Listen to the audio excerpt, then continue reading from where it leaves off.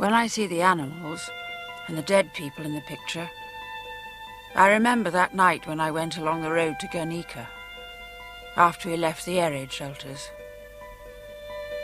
It was full of dead animals and people covered in sacks. Dead. I have always been filled with emotion to see that woman burning on the balcony with her arms outstretched. I think she could be my grandmother.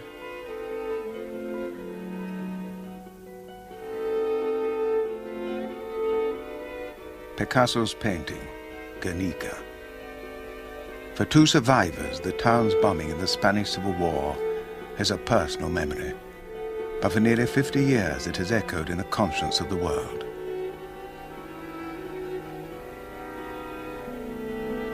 Spain, in the 1930s, was in many ways still struggling out of the 19th century, but it found itself the arena and battlefield for ideologies of the 20th. Men and women from all over the world fought for dreams of democracy, or communism, or fascism. Those ideas were later given a bitter, new meaning by the hindsight of global conflict and the Cold War.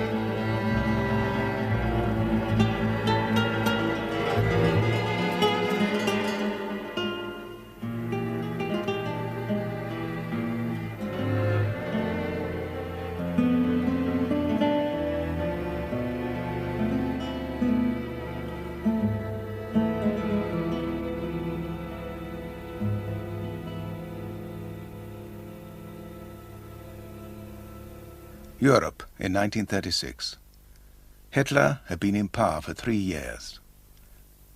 Mussolini had ruled Italy since 1922. In Russia, Stalin had begun the show trials and purges of his enemies. Democracy everywhere was on the defensive. Britain and France were fearful of a European war. Then came the news from Spain.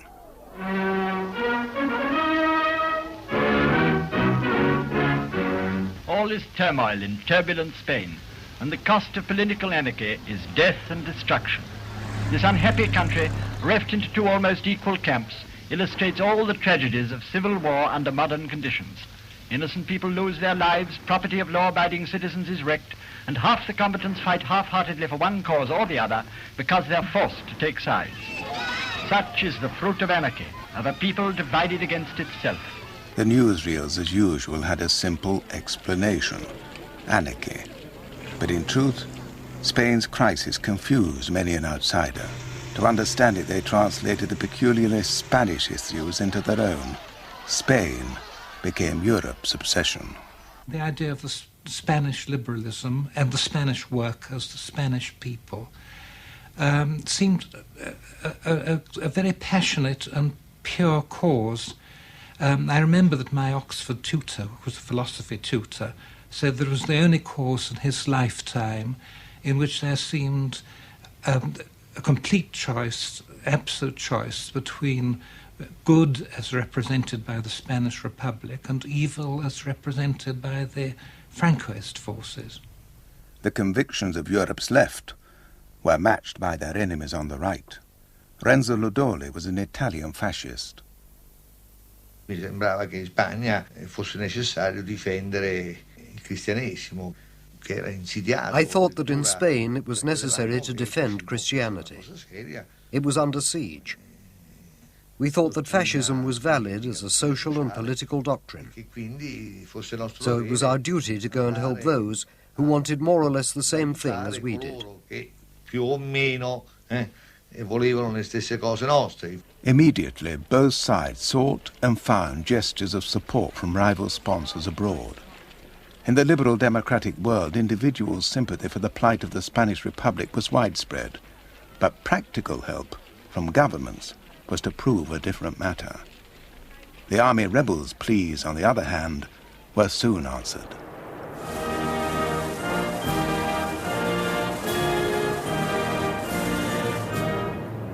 Franco was not, at that time at least, a fascist. He was a conservative monarchist, but he was immediately assisted by European dictators who were fascists, and so he was inevitably identified with their kind of political despotism. Nevertheless, there is no evidence of any international fascist complicity in the Spanish general's original coup. On the contrary, in the summer of 1936, Hitler's thoughts were far from Spain. He was building a war machine for his own purposes, expansion in the east, and the repression of his opponents inside Germany. Hitler promised Britain that Germany wouldn't get involved in Spain. It was the first example of double talk in the Civil War, saying one thing and doing the opposite. Hitler had already sent aid. 2 days after the Spanish uprising, Franco had appealed to the Führer for help. After considering the consequence of a communist-influenced government controlling the Strait of Gibraltar, Hitler decided to send not the few anti-aircraft guns and fighters that Franco had asked for, but a full squadron of Junkers transport planes to airlift the Spanish Army of Africa from Morocco.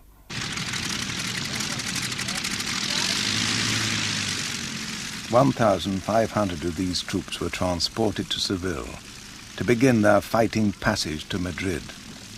These crack troops of the Spanish army were to play a decisive role in the war. Hitler said later that Franco should erect a monument to the Junkers 52, the aircraft that Franco had to thank for his victory.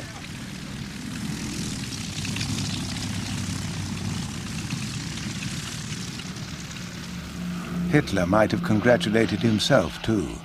His help was later rewarded with a constant supply of Spanish iron ore. This gave him a great advantage in his preparations for the World War that was to follow. But in 1936, most people still thought that war could be avoided. Noi crediamo che l'Italia. In 1936, Mussolini had not yet become Hitler's pawn. Inquadrata in tutte le sue formazioni rivoluzionarie. Indeed, many British hoped Italy could become an ally. I suoi destini. But Mussolini's conquest of Abyssinia had already shown that he was preparing aggressive expansion. Alla potenza e alla gloria.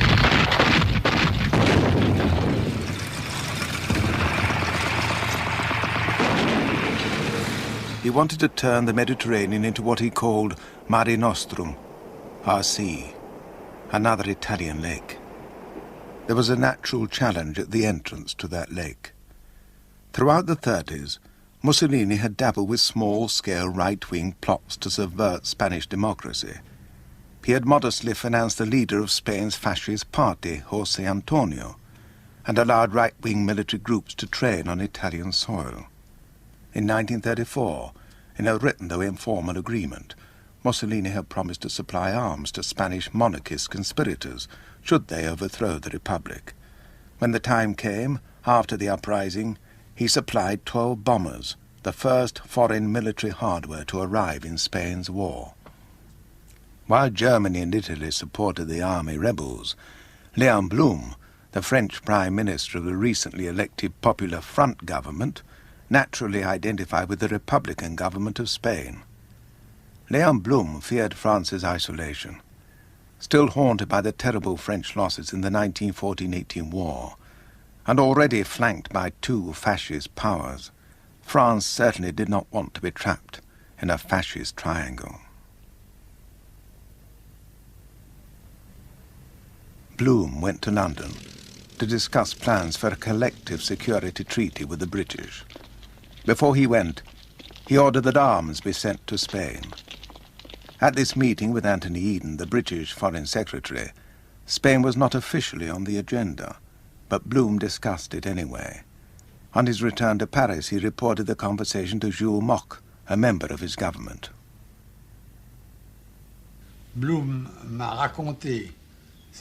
told me of his talks with Eden extraordinairement extra-européenne. And the extraordinary non-European stance that both Eden and his colleagues were taking. Eden told Blum we shouldn't get mixed up in it, that even if war broke out in Europe over Spain, England, who was distant from all that, would remain neutral.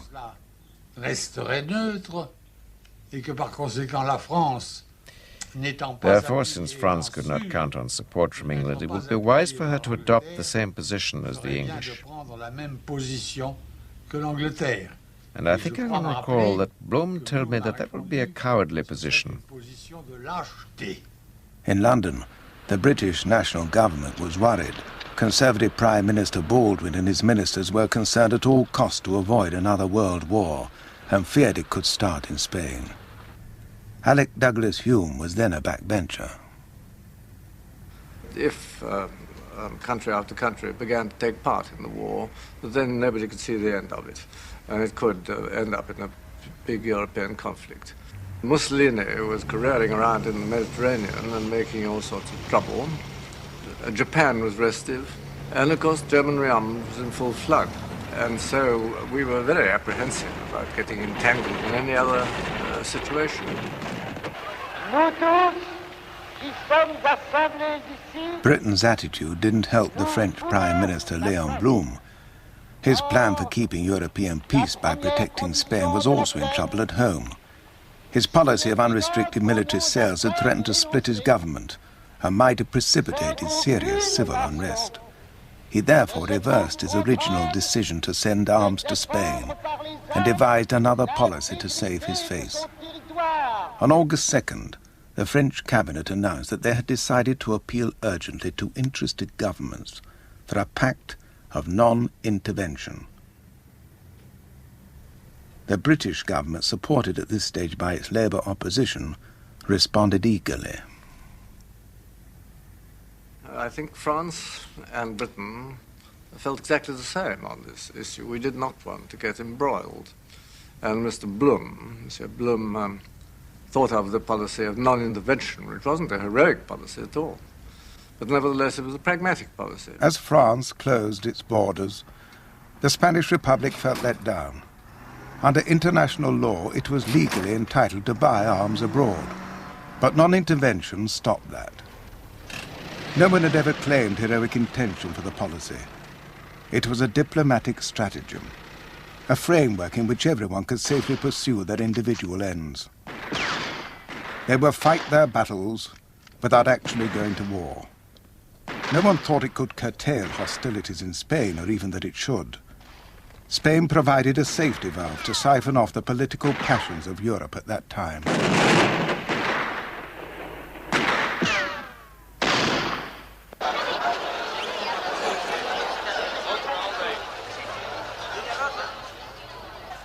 Adesso quando si dice fascista si pensa alla violenza, alla dittatura. Però allora nowadays when you say fascist, you think of violence or dictatorship. But at that time, we youngsters didn't know anything else. We had been brought up and educated under fascism. We were convinced that it could be a valid formula to solve social problems. Risolvere I problemi sociali, soprattutto del mondo. Not all Italians were so convinced. Giovanni Pesci had been brought up in France. His parents had fled there to escape Mussolini's Italy. The fight for the Spanish people was also a fight against Italian fascism. This was the reason I came voluntarily to fight in Spain. La Pasinaria, whose real name was Dolores Ibarruri, was a communist member of the Spanish Parliament. Her rhetoric rallied worldwide support for the Republic. La Passionaria had come to Paris to ask for support, for help from the French people and the French government. Que el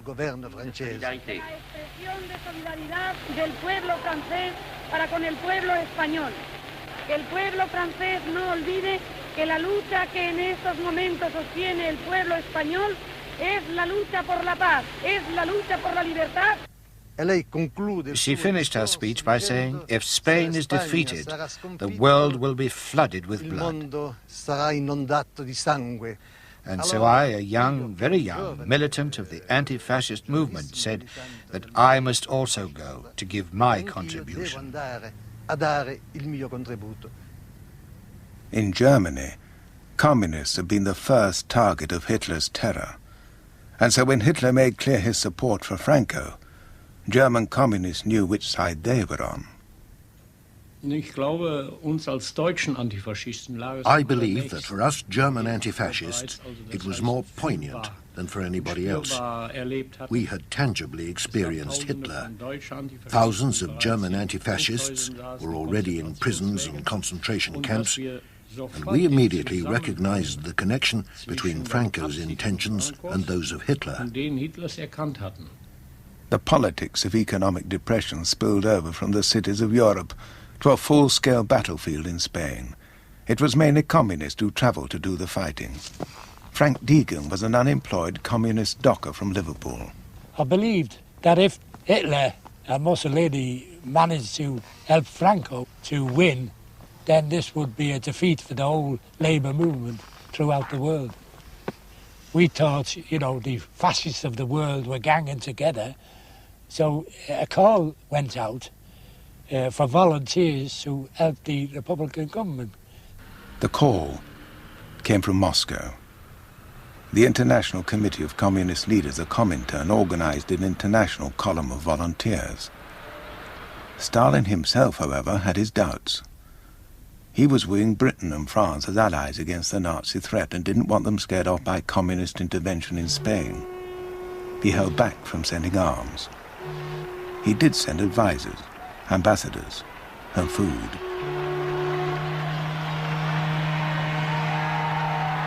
When the first Russian ship arrived in Barcelona, initial rapture gave way to disappointment when the consignment turned out to be not the guns that the Republic wanted, but canned milk.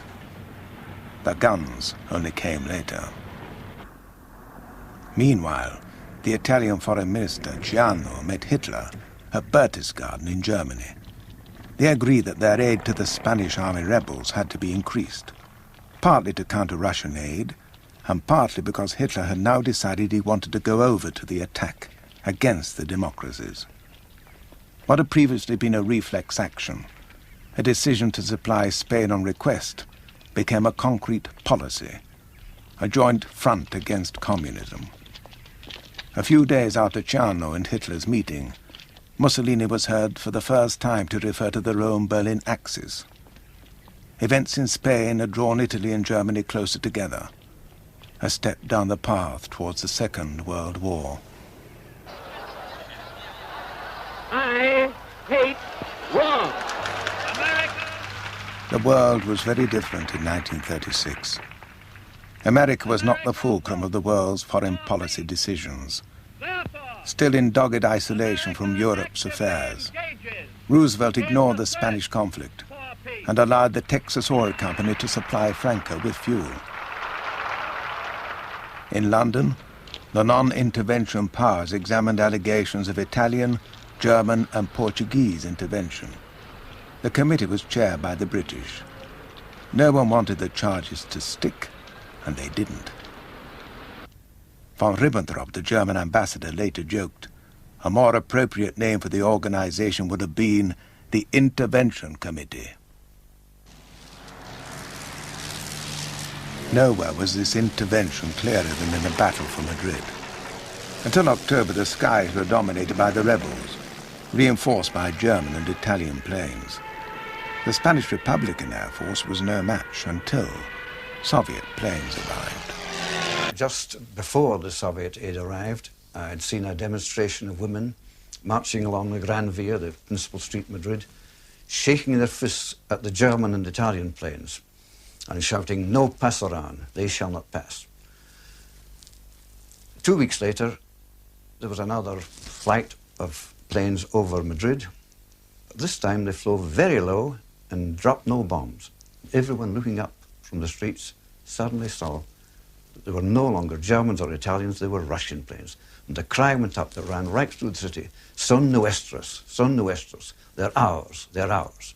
One day we were surprised to see some new machines in the sky, and we saw these small ones with snub noses. They flew around at a tremendous speed and shot down a nationalist plane occasionally. People began to get excited, started shouting, "Long live Russia!" They started to hug each other. Just 15 weeks after the start of the war, the Republic's capital, Madrid, was on the front line. The rest of the Republic lay behind. The army rebels held the territory north and west of the capital. Their land offensive began on November 7th. With only 25,000 men, the nationalists were attempting to capture a city of 1 million inhabitants. Franco had made ready lists of people to be arrested. Having met little resistance so far, he could not have anticipated the stubborn reaction of the Madrid people.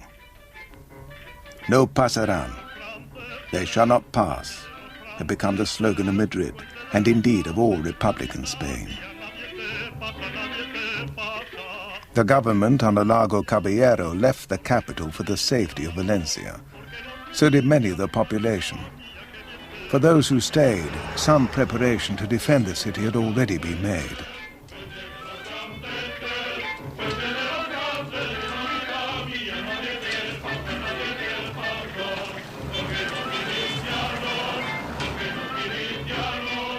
General Miaca, one of the army officers who stayed loyal to the Republic, led the defense junta in charge of the overall political and military control of Madrid. Miaca and his staff officers were joined by Communist Brigade Commander Enrique Lista. The population had been prepared politically to receive the enemy with boiling water, with oil, with anything that came to hand, from their balconies and roofs. The defense of Madrid was more thanks to the people of Madrid than to the militias. Entonces esta gente se incorporó a la lucha, pero sin pasar por casa. Salieron del comercio. People joined up at once. They didn't even bother to go home. They were given some hand grenades and a rifle, and with their ordinary jacket and trousers, they got into waiting vehicles or into a tram and went off to fight.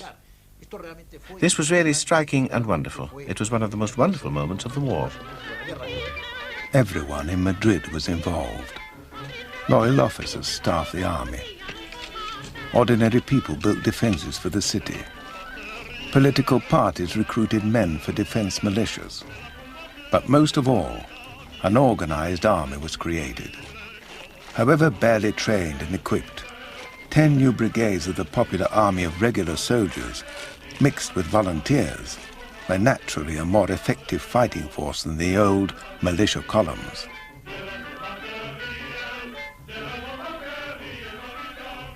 The people's resistance was stiffened by the approach of Franco's troops and by potent propaganda.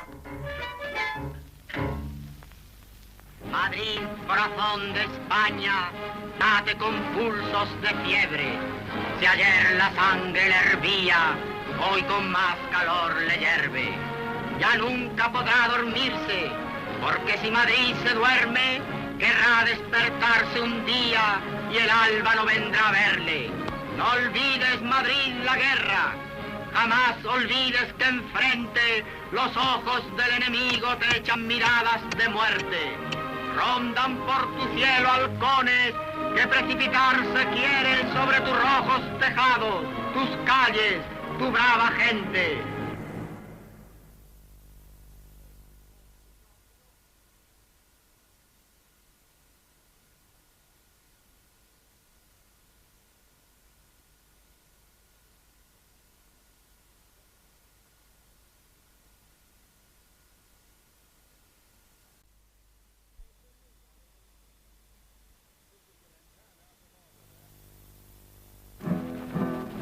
Wir in fernen Vaterland geboren, nahmen nicht als harten Herzen mit. Doch wir haben For 2 generations, the Spanish Civil War has been remembered for the international brigades. This fighting force of 40,000 men was a unique expression of international solidarity. There were Frenchmen, Greeks, Poles, Italians, Americans, Canadians, Irish, Czechs, Australians, Swedes, Swiss. There were 2,000 British. 500 of them died. But the war was already 4 months old, and Madrid under siege by the time the first organized volunteers arrived in the city to take up positions at the front.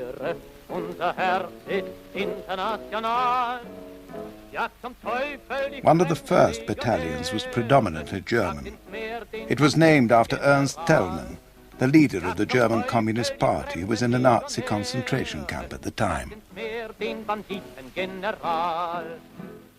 Ganz Barbaren gebrauchen, sagen, ins Herz geschlossen. They took us straight to their hearts. Sie wussten, weshalb wir kamen und hielten They knew uns why aber we'd vorher, come. oder sagen mal, They had one slogan for us all, long live Russia. They treated us as if we were Russians, and only slowly they got to realize we were Germans. Langsam stellte sich heraus, dass wir ja auch Deutsche waren. So far, Madrid had been bombed by Germans, the Condor Legion, and now suddenly there were Germans on their side. With a background of military service, a life of resistance to persecution that bred political discipline, these German communists were an example to the Spanish. For me, seeing them brought the joy of solidarity, the warmth.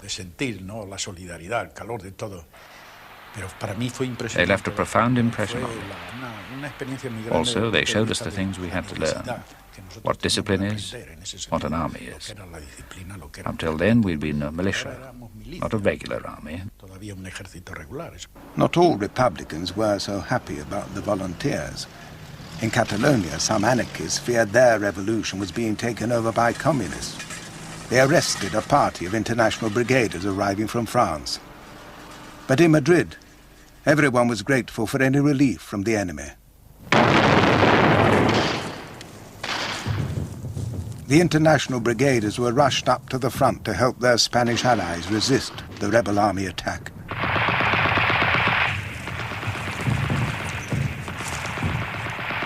There was fighting in the Casa del Campo, a park on the western edge of the city.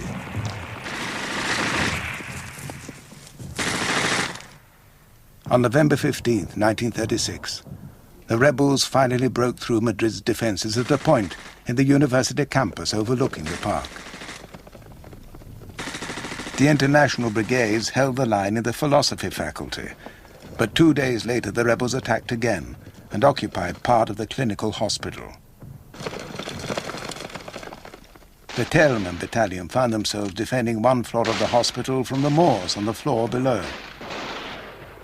Wir saßen auch schon wieder in der dritten Etage oben. We were on the third floor. We'd knock holes in the ceiling, and then we'd throw hand grenades down to clear them out. Fallen gelassen, unten aufzuräumen und umgekehrt. Also das heißt, in this fight, there was hardly ever a real front, a front which was clearly defined. Begrenzte Fronten gab es in diesem Kampf kaum. Eventually the line stabilized, and Madrid held out. So Franco tried a new tactic.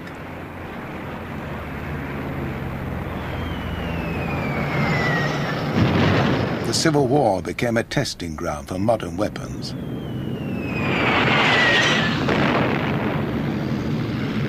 It was a foretaste of what was to happen a few years later in London, Hamburg, Tokyo, and Leningrad.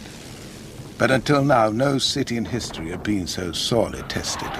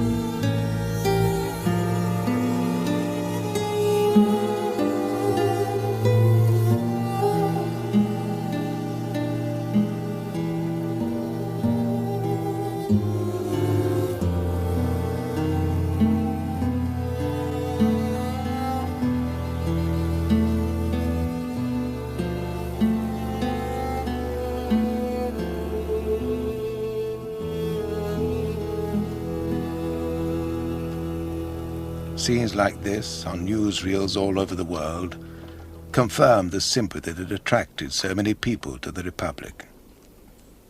Journalists like Ernest Hemingway went to report and became propagandists. The original complex Spanish causes of the war were distilled into the poetic certainties of right and wrong. Wogan Phillips, now the only communist in the British House of Lords, went to drive an ambulance. Stephen Spender, the English poet, went with him to look.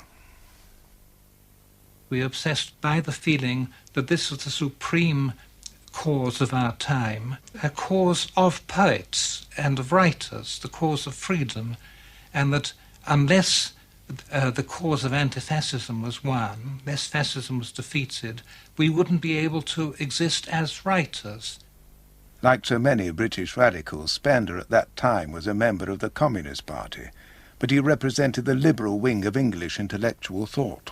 I think there was a later generation of John Cornford and Julian Bell who got killed in Spain, who felt that they wanted to submerge their literature, their independence of mind as intellectuals, even their existence as intellectuals, which seemed subjective to them, within the objectivity of Marxism.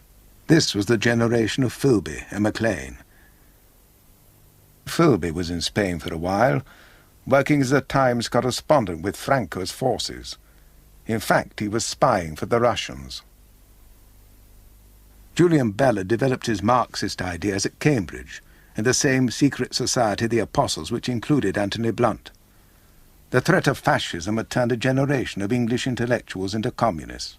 The brutal realities of Stalin's Soviet Union had not yet been made known. Some people like George Orwell, however, who had gone enthusiastically to fight for the Spanish Republic, came to appreciate in Spain the danger of all-pervasive totalitarian communism. He joined the anti-Stalinist party, the POUM. The persecution of the POUM by the official communists disillusioned many who thought the Republic was a democracy. Most volunteers, though, were communists, and those who weren't felt isolated. I remember going to the front near Madrid once and meeting a young man there who was an English public school boy, and he said to me, well, you know, I came to Spain and joined the International Brigade because I understood it to be a liberal Republican organization, and what I found is that it's an entirely communist organization. And then he said, I would spend the rest of my life every day walking up to that ridge that you can see a few hundred yards away, and that'll be the end of me. And he certainly was disillusioned, although he accepted this, and he was killed within 6 weeks. But for many Spaniards, the Soviet Union's support seemed a salvation. In 1937, Teresa Pamias was a member of the Socialist Youth. I és que la Unió Soviètica ens ajudava. Era el país que venia armes al govern legítim de la República. The Soviet Union sold guns to the government of the legitimate republic. Guns came to Barcelona and their ships. It brought us this feeling of mythical togetherness, which became very solid. This comradely solidarity had a hard business edge. All the arms were paid for. Spanish gold reserves had been sent to the Soviet Union. They supplied the arms. Political influence came with them. In Madrid, morale was sustained by showing epic Soviet films like Kronstadt, celebrating the defense of the Soviet Revolution of 20 years earlier. But the Soviet influence was not revolutionary in Spanish terms. On the contrary, the Communist Party's disciplined approach to fighting the war and keeping order attracted large sections of the middle classes in the Republican zone. They had been frightened by the rival anarchist revolutionary ambition for the Republic.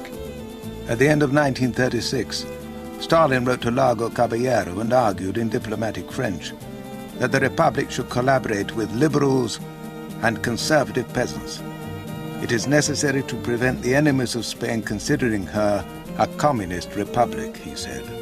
Stalin, remember, still needed Britain and France on his side. They were still not his certain allies against the threat of Hitler. And in Spain, Hitler's intentions were becoming clear. His ambassador formally recognized the Franco regime during the Battle for Madrid, and now Hitler could hardly afford to let the rebels lose. Germany increased its aid and sent instructors to train nationalist officers. This gave Franco's rebels a useful but still not decisive advantage. The nationalists were holding about 60% of Spain, but they were short of troops and had stalled on a front of 1,200 miles. In spite of a dangerous bulge around Madrid, the Republic was holding its ground. The nationalist sponsors became impatient, particularly Mussolini. Without even consulting Franco, he began to send large numbers of Italian volunteers to Spain. Their first battle was at Malaga. It was an easy victory. It shortened the front and raised nationalist morale.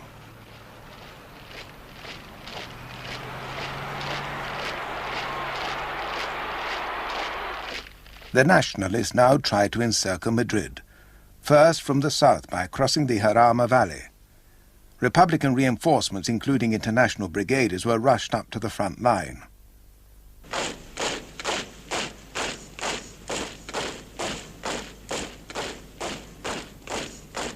After 10 days, the battle had spent itself, with heavy losses on both sides.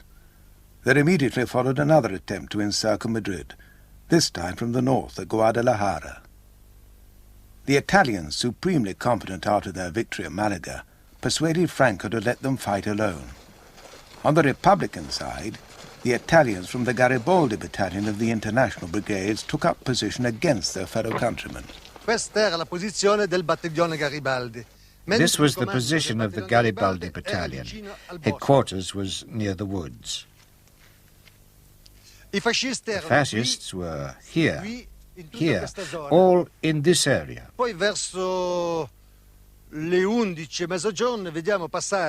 Then, at about noon, we saw two cars go by. We stopped them and they said to us, "But we are Italians." We answered, "We're Italians too." Giovanni Pesci and his comrades had found just what they had come to Spain for, the opportunity to fight Italian fascists. They started to raise their hands, very worried, and began to cry, "Don't shoot us, we are Italians too. It's not our fault if Mussolini sent us here. They told us they were sending us to Abyssinia." We took them prisoner and took them to the command. When the Republican troops routed the Italian opposition, Mussolini was furious. He decided that no Italian could return home until they'd won a victory. Foreign aid on both sides poured into Spain at a faster rate than ever before. But it was not enough to clinch the war, only to prolong it. And Madrid was now a stalemate. It remained so until the end of the war, 2 years later. So the nationalists switched their offensive to the north. The western part of the Basque country was still Republican. It had been separated from the main Republican zone since the early days of the war. This northern region was a potentially valuable prize on account of its heavy industry and mineral wealth. It was a special region in other ways. Here conservatives were fighting side by side with anarchists and socialists. The Basques gave the lie to Franco's claim that his campaign was a Christian crusade. The region is the most devout Catholic area in the country. Here people prayed for victory against the nationalists. Their opposition to Franco and support for the Republic came from the traditional Basque yearning for the home rule of their region, so distinctive from the rest of Spain. The Liberal Republic recognized that ambition, but the nationalists who believed in the unity of Spain were determined to crush it. The attack began on March 31st.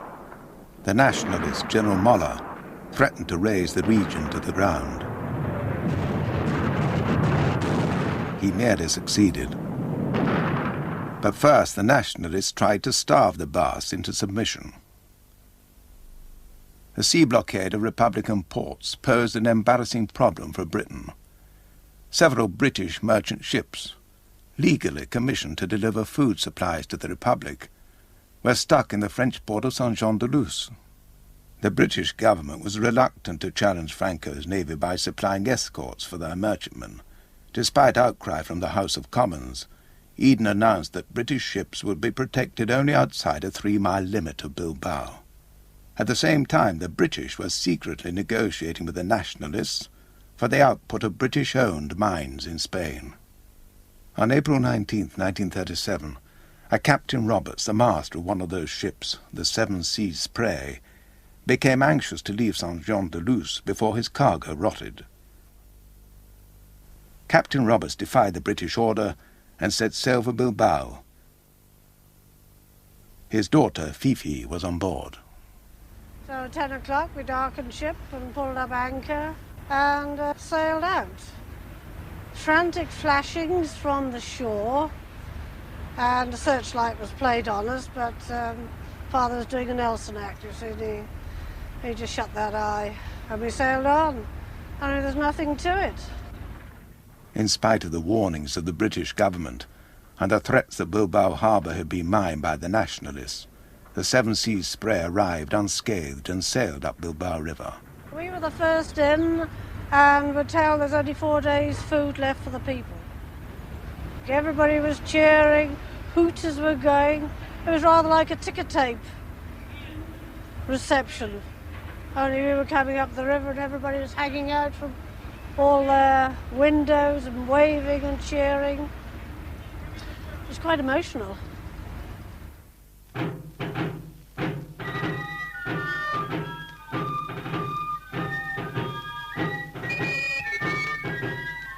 Captain Roberts and Fifi became the Basque people's heroes.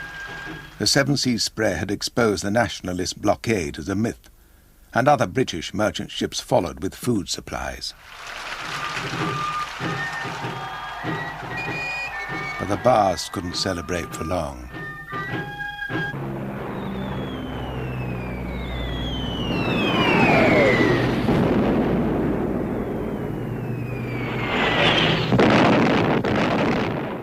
"10 miles behind the front line was the small market town of Guernica, with a population of 7,000.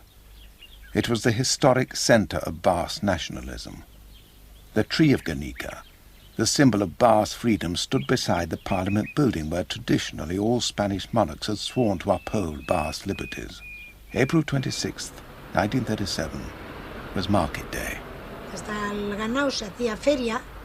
The market was held where the public gardens of Guernica are now. Everything was normal, but then the planes came in the afternoon. Doña Ignacia Otomith lived in Guernica with her 2 daughters, Connie and Manoli. We were in the industrial zone, and over the hills opposite, I saw the planes arriving. First, just one of them. It circled twice, but we were used to seeing it do that and fly away again. But scarcely 10 or 15 minutes later, more arrived, and we were able to count them. There were 8, all in a line, black. I remember them as very black and ugly. I'll never forget the noise the bombs made. A kind of fizz, followed by cries.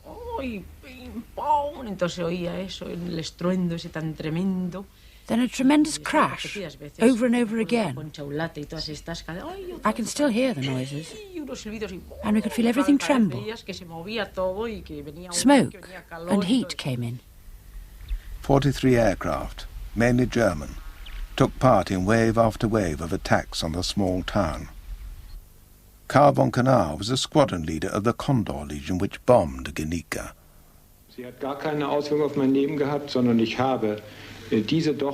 This had no impact on me. I conducted these attacks and operations in the course of my duties as a soldier, carrying out my orders without heed for my life. At the time, we thought we were fighting a war against communism. The Condor Legion might have believed the Catholic Basques were communists, but the Spanish High Command who ordered the attack knew otherwise. For both of them, Guernica's cultural significance was more or less irrelevant. It was a military target. There was a small arms factory, and Republican soldiers retreating from the nationalist attack had to pass through the town to reach the last line of defence round Bilbao.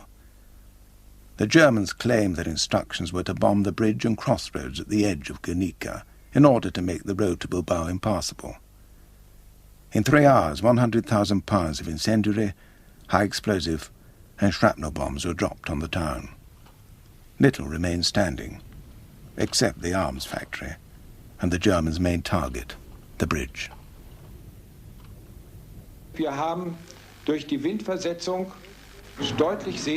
We could clearly see that the wind blew the bombs onto the fields. They missed the bridge and the houses by it. The Junkers were really commercial airplanes converted into bombers. That is, they were equipped with what we called a pot slung underneath the plane. It could be retracted during takeoff and landing and lowered during flight. And the poor observer had to climb down a tiny ladder into this contraption with his goggles and his flying helmet on. And there he had a primitive targeting device and rangefinder. The Germans' excuses don't explain why they did not use accurate Stuka dive bombers to destroy their objective, the bridge at the edge of Guernica, nor the fact that they machine-gunned the fleeing population, nor the magnitude of the whole operation. I can still remember, and I was just 9 years old, the force of the blast of heat in my face as I came out. All the buildings next to the factories were burning, everything on fire. The sky was red with reflections. 2 days after the bombing, Fifi Roberts was taken with her father to see the devastation of the town. 45 years later, she returned to Guernica to revisit the scene she had photographed with her own camera.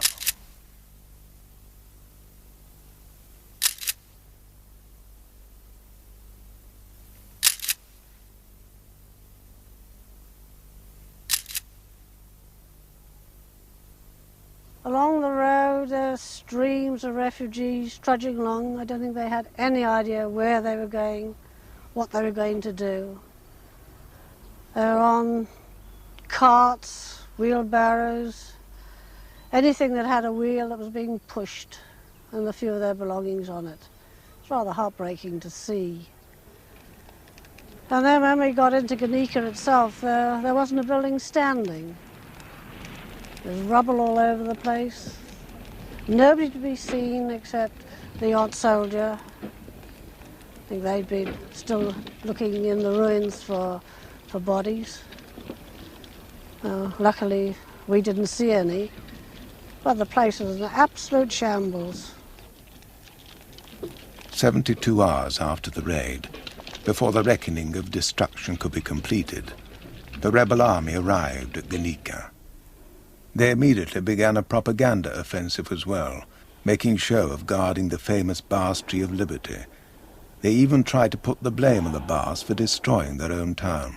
Cierta prensa aseguró que esta desgraciada ciudad fue destruida por la aviación nacionalista.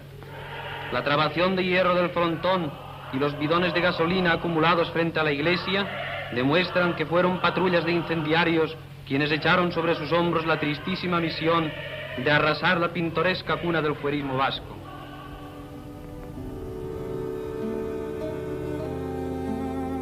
Some people were even prepared to believe this.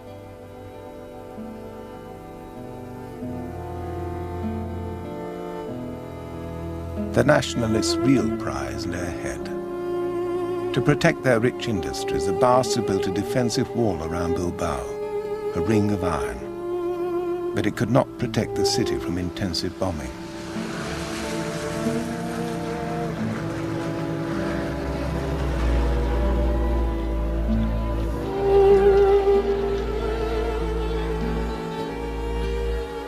With Bilbao about to fall, the Western democracies finally felt free to help. The children of Republican Spain were catalogued, given medical inspections, labeled and transported to England, France, Belgium, America, and the Soviet Union.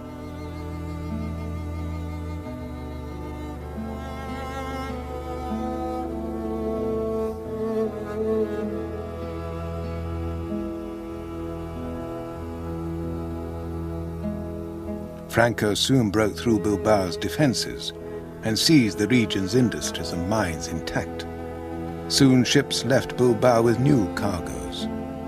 Soon Franco was exporting iron ore. His clients included Germany and Britain. Both countries were to use the captured resources of the Republic for their own rearmament program. Non-intervention, either real or phony, didn't interfere much with business or prevent the world war that was to follow.